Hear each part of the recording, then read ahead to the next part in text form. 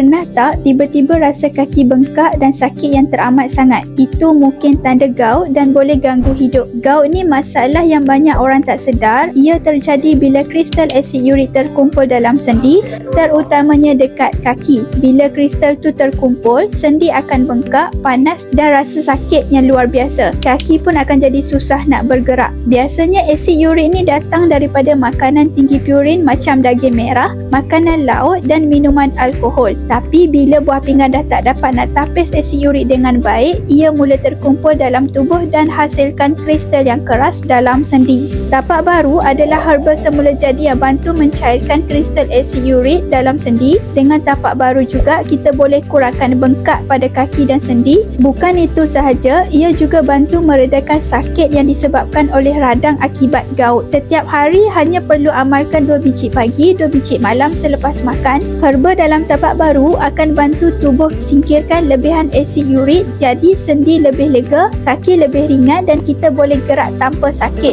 Dengan tapak baru, kita boleh atasi punca gout secara semula jadi, cairkan kristal asid urik, kurangkan bengkak dan melegakan sakit sendi. Semua ni boleh diperoleh dengan cara yang selamat dan semula jadi. Jangan tunggu gout rosakkan kehidupan korang. Cuba tapak baru ni sekarang dan rasai sendiri perubahan pada kaki dan sendi. Nak dapatkan macam mana? Tekan saja di link di bawah yang saya sediakan untuk dapatkan harga promosi terkini.